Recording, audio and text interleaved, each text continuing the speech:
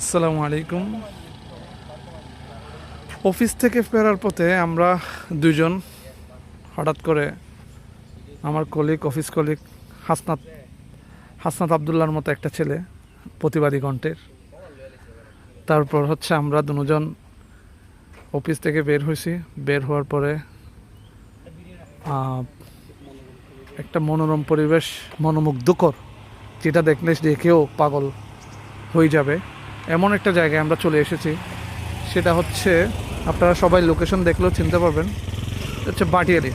এটা আসলে ভিডিও করার মতো কিছু নাই, প্লেসটাই আসলে একটা অন্যতম, যেটা চিটাগাংয়ের মধ্যে একটা বহুল পরিচিত, যেটার মধ্যে নাইকি সবই আছে।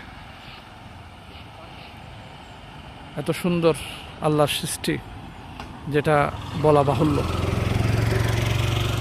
অনেক সুন্দর একটা পরিবেশ, মাশাল্লাহ। তো আমি বরাবরের মতো ভ্রমণ পিপাসু, আপনারা জানেন। আমার বাইক, এটা দিয়ে আমি সব জায়গায় ঘুরে বেড়াই, আলহামদুলিল্লাহ। আজকেও আমরা এই অফিস থেকে ফেরার পথে একটু করে জাস্ট মানসিক শান্তি আর কি। আসলে পাহাড়টা হচ্ছে মানসিক শান্তি, একটা অস্থির প্লেস, অস্থির জায়গা। কেন, আপনারা যারা কাইকিং করতে চান তারা কাইকিংও করতে পারবেন। এটা চিটাগং বিএম বাটিয়ারি বলে আর কি। আসসালামু আলাইকুম।